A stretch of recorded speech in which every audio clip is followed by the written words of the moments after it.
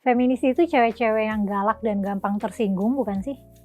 Feminisme itu paham tentang woman supremacy atau emansipasi wanita atau tentang woman support woman. Soalnya nih tiap kali ada satu cowok ketahuan berulah di medsos, satu spesies cowok nih kayaknya tuh kayak kena semua gitu. I hate men. Kayak disalahin ini cowok, ini patriarki gitu. Tapi kalau cewek yang bermasalah dibela-belain nih sama cewek-cewek ini.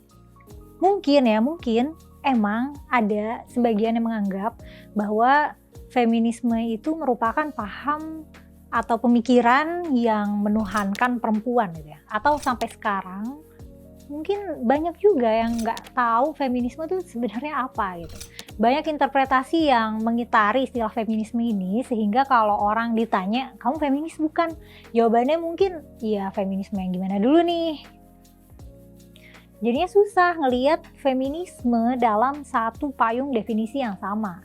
Yang pasti sih kalau kita menengok kembali bagaimana gerakan atau pemikiran ini berkembang sejak akhir abad 19 sampai sekarang, dalam perkembangannya feminisme itu mengalami periodisasi menjadi 3 gelombang. Bahkan dengan ada internet sekarang, katanya kita udah masuk gelombang keempat nih, gelombang feminisme keempat. Pada setiap gelombang yang baru, feminisme itu menjamah persoalan-persoalan yang belum pernah disinggung oleh feminisme pada gelombang sebelumnya. Nah, feminisme kemudian seolah-olah jadi kelihatan beda-beda nih. Nah, mungkin ini salah satu sebab kenapa pemahaman orang-orang mengenai feminisme itu beragam atau bahkan malah bikin bingung.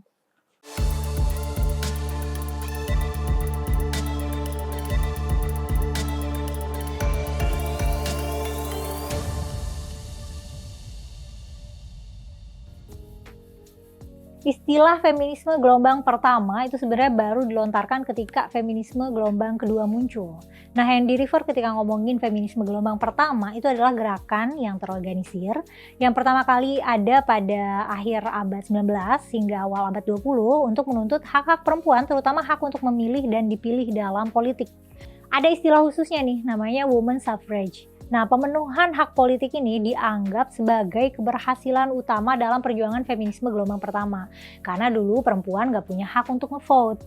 Nah, bukan cuma itu sih sebenarnya, protes untuk mendapatkan hak-hak lainnya yang setara dengan laki-laki juga, kayak hal pendidikan, pekerjaan, dan hak untuk memiliki properti itu juga diperjuangkan. Oh ya, perempuan-perempuan pada zaman itu belum serta-merta menyebut diri mereka feminis ya. Istilah feminisme itu belum populer atau belum dipakai secara umum, apalagi dipakai sebagai istilah ideologi yang bisa mempresentasikan identitas diri gitu. Jadi nggak populer orang bilang aku feminis nih.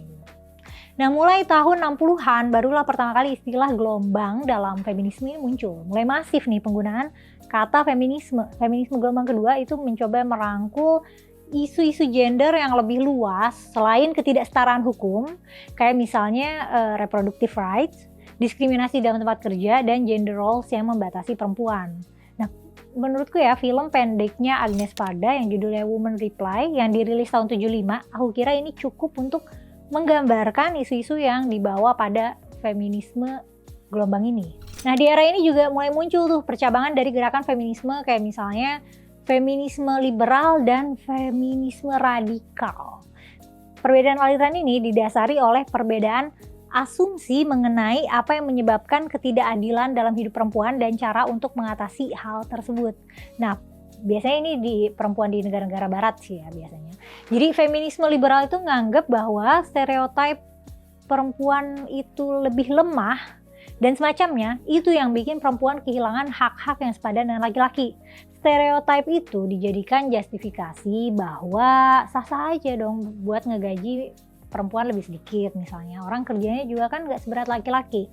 Nah, cara-cara yang dipakai untuk mengatasi ketidaksetaraan ini ya dengan memperjuangkan regulasi yang ramah terhadap perempuan. Kayak misal penggunaan KB, pembagian tugas dalam pengasuhan anak gitu. Pokoknya harus adil baik bagi laki-laki dan perempuan gitu. Pembukaan lapangan kerja yang nggak diskriminatif terhadap perempuan, pemberian kuota dalam ranah politik, dan upah yang adil. Nah, ada lagi feminis radikal. Nah, feminis ini menganggap bahwa akar masalah dari ketidaksetaraan gender adalah patriarki. Pernikahan atau hubungan heteroseksual itu dianggap patriarkis. Kenapa? Karena laki-laki dianggap mendominasi dalam relasi tersebut sehingga jalan keluarnya ya mengeliminasi laki-laki dengan nggak menganggap mereka ada atau nggak memvalidasi masalah mereka itu ada. Nah, hubungan cinta yang dipromosiin ya jadinya agak geser value-nya jadi ke sesama perempuan gitu. Nah, mungkin ini yang akhirnya menimbulkan misandria atau kebencian terhadap laki-laki. Perilaku man hating ini bahkan juga pernah dijustifikasi oleh seorang feminis namanya Robin Morgan dalam buku yang judulnya Going Too Far.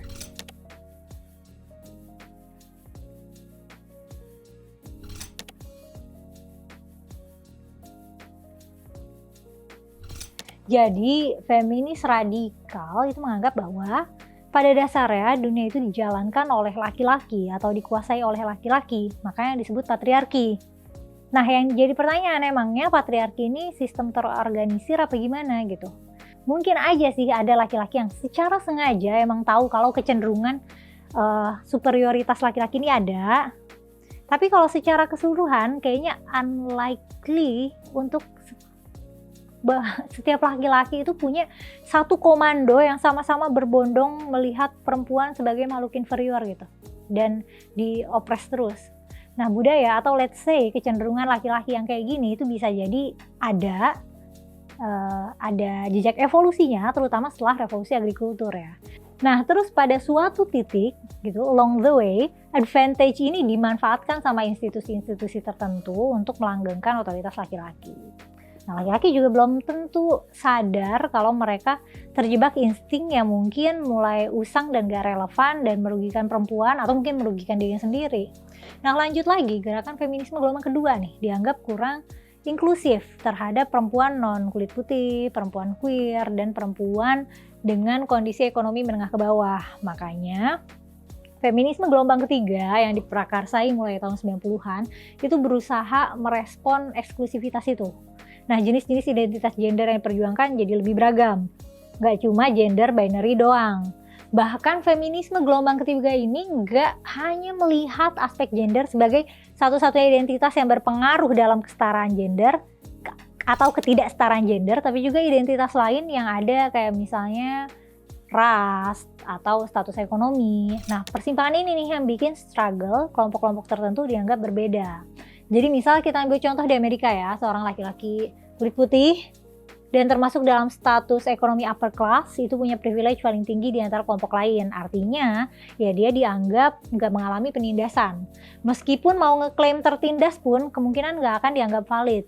Nah, kalau seseorang itu laki-laki berkulit hitam dan merupakan golongan ekonomi kelas bawah, dia bisa dianggap sebagai kelompok yang lebih rentan diskriminasi atau ditindas. Nah, lebih parah lagi kalau identitasnya perempuan, terus berkulit hitam atau people of color, ditambah kalau kondisi ekonominya tergolong kelas menengah ke bawah. Nah, ini double jeopardy. Perbedaan ini muncul karena secara historis struggle kelompok-kelompok tersebut dianggap berbeda. Orang kulit putih mah udah dari dulu berkuasa, banyak yang jadi penjajah, menindas kelompok lain gitu katanya. Jadi sehingga dianggap punya power yang lebih daripada kelompok lain. Nah, perspektif kayak gini rawan diterjemahkan bahwa penderitaan itu ada tingkatannya.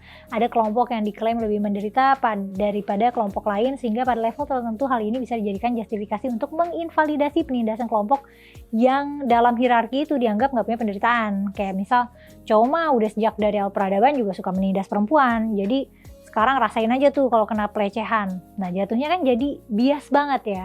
Nah, kata kesetaraan jadi melenceng jauh dari makna aslinya.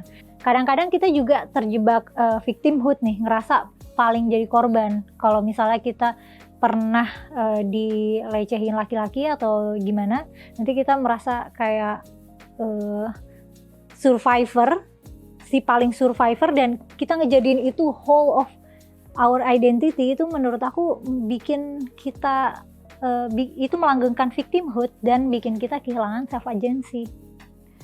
Yang nggak bisa dipungkiri adalah laki-laki dan perempuan memang bisa mengalami diskriminasi gender yang beragam, dan gak semua masalah bisa ditangani dengan satu solusi yang one size fits all. Masalah diskriminasi perempuan misalnya di wilayah urban sama perempuan di kabupaten di Indonesia itu Tentunya beda ya dalam intersectionality tadi. Perbedaan ini harus diakui sebagai bahan dasar penyikapan masalahnya. They would never call themselves that, though. There was no word like that for them. Yeah. And when they heard feminism, it didn't reflect their Nah, meski perkembangan feminisme dibagi dalam gelombang-gelombang, spirit perjuangan di tiap masanya memang masih berasa ya di era feminisme modern sekarang. Wajar, karena perkembangan feminisme di setiap belahan dunia itu memang nggak terjadi secara bersamaan, progresnya nggak bersamaan. Sampai sekarang masih bisa dilihat tuh bahwa tetap ada upaya-upaya untuk memperjuangkan hak-hak perempuan lewat hukum, melawan bias gender, bahkan perilaku yang ekstrim kayak Miss Andri juga masih ada. Atau jangan-jangan feminisme modern condongnya ke Miss Andri. Karena wajah feminisme modern bisa dengan mudah dilihat dari gerakan massa semacam Women's March atau #MeToo Movement. Nah, Women's March itu aksi protes kejahatan yang dimulai pada tahun 2017 untuk menuntut banyak topik mengenai hak-hak perempuan. Sementara itu, #MeToo Movement yang sempat santer di media sosial beberapa tahun lalu itu merupakan aksi solidaritas yang mengangkat awareness tentang kekerasan seksual.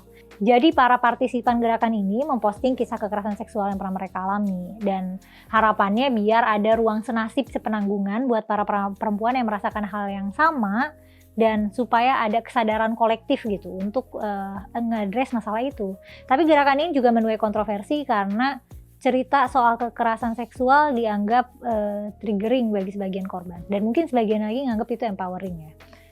Nah, selain #MeToo Movement, ini di media sosial sebenarnya banyak banget diskursus yang menyangkut perempuan. Kayak tiap hari kali ya yang opininya dianggap out of the box karena isinya tersinggung, atau promoting man hating, atau terlalu SJW itu dianggap feminis. Akhirnya kesan-kesan kayak gitu yang mungkin muncul di kepala orang-orang kalau ngebayangin feminis. Kayak gampang marah, benci cowok, semua salah patriarki, dan lain sebagainya. Nah, ini mungkin agak misguided ya, karena harusnya feminisme itu kan perjuangan tentang kesetaraan untuk semua gender gitu. Dan bahkan tadi kan di gelombang ketiga udah terlepas gender tapi pokoknya kesetaraan gitu. Nah, misguided feminism yang berakar dari feminisme radikal ini bisa aja menimbulkan antipati terhadap feminisme secara keseluruhan. Contohnya kayak yang terjadi di Korea Selatan. Ada anggapan kalau gerakan feminisme di Korea Selatan itu nggak dianggap sebagai gerakan yang memperjuangkan kesetaraan gender, melainkan sebuah gerakan yang mencoba menciptakan supremasi perempuan dan mendiskriminasi laki-laki. Bahkan sampai ada tuh kelompok laki-laki yang menciptakan gerakan tandingan khusus laki-laki sebagai lawan feminisme yang ada di sana. Perwakilannya sempat diwawancarai di Asian Boss. 남성연대라고 저희가 단체를 설립 바가 되었고요. Bukan cuma laki-laki ya sih, perempuannya sendiri juga jadi enggan nih dikaitkan sama feminisme. Padahal kan idealnya gitu, secara konsep perempuan menjadi feminis itu jadi suatu kebanggaan gitu, self-empowering dan empowering others gitu. Nah, tapi di Korea Selatan sana sempat ada juga situs-situs yang dipakai perempuan untuk mengolok-olok laki-laki. Perempuan-perempuan yang menganut paham feminisme ini kemudian dinilai menciptakan standar ganda. Kalau yang nerima ujian kebencian itu perempuan, mereka bakal marah-marah dan menghujat laki-laki. Tapi kalau yang terjadi sebaliknya, mereka justru merayakannya. Jadi kalau ada cowok apes malah di mampus-mampusin dia gitu, emang enak. Nah, belum lama aku baca novel terjemahan Korea yang berjudul My Crazy Feminist Girlfriend, yang ceritanya itu, novel aku bawa. Yang ceritanya itu adalah drama romansa antara laki-laki patriarkis basic dan feminis radikal yang tergabung di komunitas Megalia, komunitas feminis. Yang logonya tuh kayak gini, ada tangan ngasih gestur kayak gini untuk ngatain gitu, kayak dasar cowok titik kecil gitu. Nah, para feminis radikal di Korea ini ngatain laki-laki dengan istilah Hanam, singkatan dari Hankuk Namja, yang literally artinya cowok Korea, untuk ngerendahin cowok Korea misoginis. Karena anggapannya begitu, cowok Korea itu misoginis. Mungkin ya karena budaya patriarki di sana tuh kenceng, radikalisme feminisme jadi kenceng, dan respon anti-feminisme jadi kenceng juga. Nah, karena itu nuansa yang aku dapat di novel tadi ya, susah buat laki-laki simpati sama gerakan feminisme di Korea. Dan mungkin karena selain merasa diserang, gak ada juga nih jembatan diskusi yang bisa reach mutual understanding. Jadi ya bakal berantem terus dan salah paham terus. Ada sih titik dimana karakter laki-laki mulai ngerasa bisa simpati nih sama gerakan feminisme yang diperjuangkan pacarnya. Nah itu ketika pacarnya jadi korban pelecehan seksual di kantor dan dia nggak bisa membela diri yang gimana-gimana karena pelakunya orang yang punya pengaruh dan kuasa. Sebenarnya kasus kayak gini tuh cukup dekat ya nggak sih sama negara kita juga. Ingat kasus Baik Nuril kan? Dia korban, dia melapor, dia yang kena hukuman.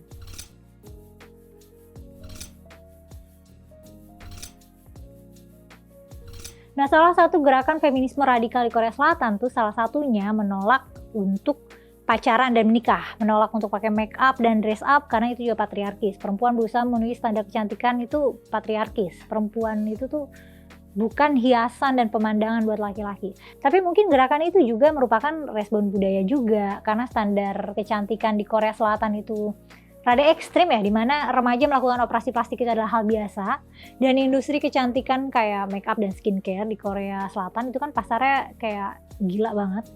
Nah karena tekanan-tekanan itu jadinya ada respon penolakan, aduh gue nggak mau diteken budaya ini dan segala kegilaan mengejar standar kecantikan ini gue tolak semua.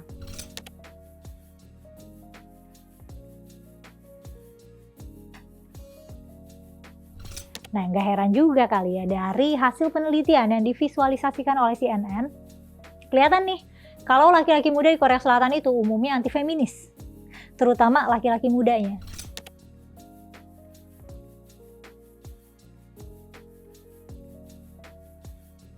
Rasa anti terhadap feminisme itu bisa jadi emang ditimbulkan karena feminisme radikal dianggap sebagai representasi dari keseluruhan gerakan feminisme. Tapi di sisi lain ya, laki-laki di Korea juga diklaim patriarkis. Maksud dari patriarkisnya nggak dijelasin secara jelas, tapi mereka mungkin percaya kalau kedudukan laki-laki itu lebih tinggi daripada perempuan dalam banyak hal. Nah, ada juga nih hasil jajak pendapat dari World Value Survey yang menunjukkan kalau orang Korea tuh cukup konservatif soal perempuan dibandingkan sama kedua negara lain yang ada dalam diagram tersebut. Nah, ada kasus-kasus di mana perusahaan melakukan diskriminasi terhadap pelamar pekerja perempuan karena mereka maunya nge-hire cowok. Kalau ngambil prinsip hak properti sih ya suka-suka perusahaannya dong gitu.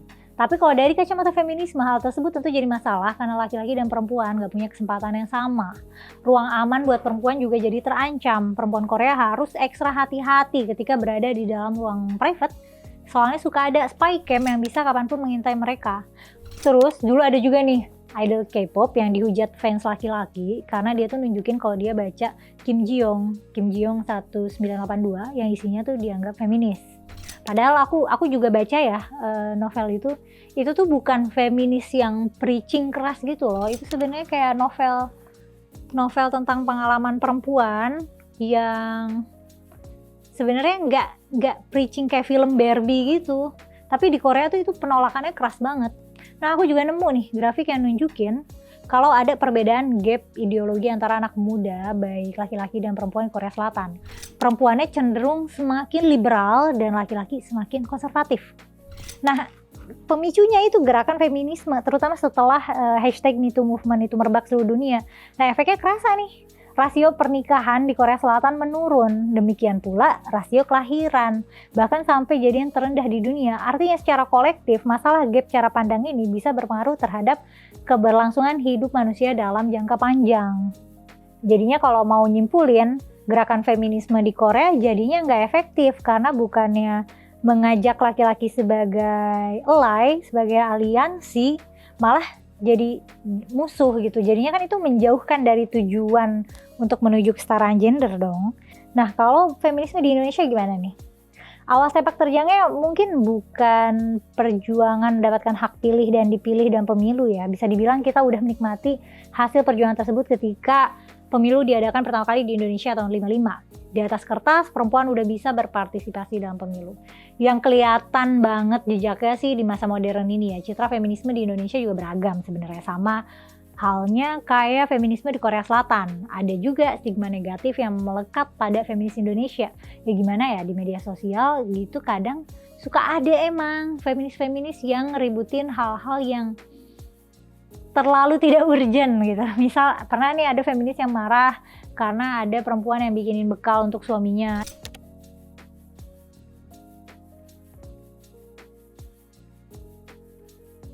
Ini kayak udah jadi ketahanan konten marah-marah rutin tiap tahun. Argumennya sih jalan sama feminis radikal tadi. Akar dari segala permasalahan ketidakadilan buat perempuan itu adalah patriarki, dan dalam sistem itu gender roles perempuan dibatasi dalam ranah domestik aja. Nah, perempuan bikinin bekal untuk laki-laki itu dianggap sebagai bentuk penindasan gitu deh pokoknya. Padahal kan ya mungkin rumah tangga mereka bahagia dan istrinya tuh nyiapin dengan penuh cinta gitu. Tapi ternyata itu dipermasalahin gitu, dan waktu itu ramai banget. Yang terbaru sih diskursus objektifikasi ya. Ada perempuan yang ngepost screenshot chat pujian pacarnya yang mengandung unsur seksual. Terus si ceweknya ini konsen dan ya enjoy dengan percakapan semacam itu. Ada perempuan yang menganggap itu sebagai bentuk pembebasan ya, dimana perempuan bisa mendobrak yang katanya stigma bahwa ngomongin hal-hal seksual tuh tabu buat perempuan. Di sisi lain ada komentar bahwa perempuan yang membiarkan dirinya dilontari komentar seksual itu artinya membiarkan diri jadi objek seksual laki-laki. Nah, kalau menurut kamu gimana tuh? Kalau cewek yang gak masalah sama komentar seksual itu dia oppressed atau dia liberated? Kalau misal dalam era feminisme gelombang kedua udah ada media sosial, kayaknya isi pertentangannya juga mungkin begini kali ya. Feminisme di Indonesia juga sempat disertai perlawanan ya, atau gerakan tandingan juga. Dulu pernah ada tuh akun Instagram @Indonesia tanpa feminis, tapi sekarang udah gak ada. Bedanya kalau misal di Korea Selatan tadi feminis nggak disukai karena mereka mempromosikan misandry atau antipati terhadap laki-laki ya, atau benci laki-laki. Feminisme di Indonesia itu disinisin oleh gerakan itu karena feminisme itu dinilai nggak sejalan sama syariat Islam, di mana perempuan yang udah menikah itu wajib patuh terhadap suami dan nggak melupakan kewajibannya sebagai seorang ibu dan istri. Jadi feminisme tuh dianggap kebablasan gitu karena merusak batasan yang sudah diatur oleh agama Islam. Isu-isu gender role semacam itu mungkin jadi musuh ya buat feminisme arus utama. Apalagi 2 atau 3 tahun lalu sempat ada pembahasan di DPR mengenai RUU Ketahanan Keluarga yang membahas peran suami dan istri dan perilaku seksual.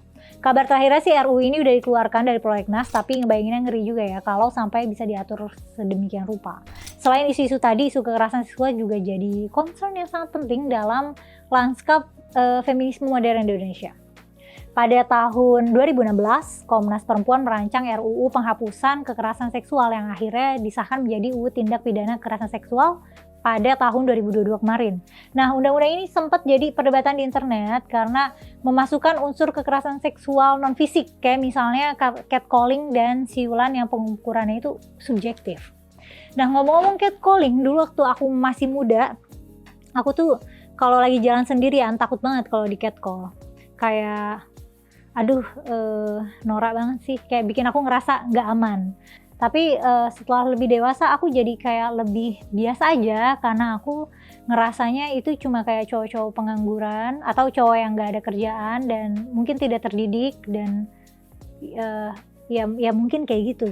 Nah, jadinya aku jadi mikir kalau misalnya catcalling dipidana nanti bakal ada bias kelas juga ya gak sih? Karena kemungkinan pelaku catcalling ini adalah laki-laki dengan status sosial yang ya status ekonomi dan sosial yang ada di bawah gitu. Jadinya bukannya dia tobat, jadi kesannya kayak mungkin ada penaltinya tapi jangan pidana gitu ya.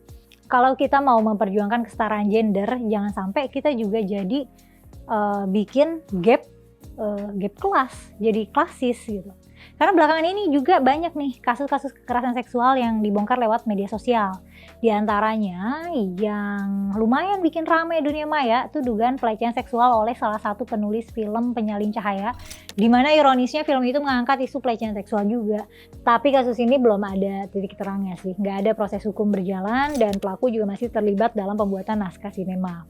Kasus kekerasan seksual yang sifatnya accusation itu emang tricky ya. Di satu sisi berpihak pada korban itu penting, tapi di sisi lain kita juga nggak bisa mengabaikan pembuktian kebenarannya juga gitu. Ada contoh kasus lagi, tapi bukan di Indonesia sih. Ada pemain bola Prancis namanya Benjamin Mendy. Dia diduga telah memperkosa beberapa perempuan. Nah, hujatan yang dialamin di media sosial tuh kayak gila banget. Dia udah sampai diberhentikan dari klub dan menjalani proses hukum. Tapi pada akhirnya dia divonis nggak bersalah atas 6 tuduhan itu. Nah, setelah bebas, banyak pesepak bola laki-laki lainnya yang membela dia dan mempertanyakan di mana keadilan untuk orang-orang yang mengalami false accusation kayak Mendy. Terus ingat kasus Johnny Depp kan, dia waktu itu di accuse sama mantan istrinya dan semua orang percaya dia udah dipecat dari Disney, dia udah kehilangan banyak deals. Tapi akhirnya 2 tahun atau berapa tahun setelahnya terbukti Amber Heard yang abusive gitu di dalam relationship mereka. Nah ini kayaknya kenapa ada feminis yang dibilang menerapkan standar ganda. Fakta pengadilan itu tetap nggak diterima dan Mandy tetap dianggap bersalah. Emang sih vonis nggak bersalah, belum tentu juga didasari oleh pembuktian yang akurat pengadilan. Tapi ini nggak seharusnya jadi justifikasi untuk memupuk kebencian terhadap laki-laki.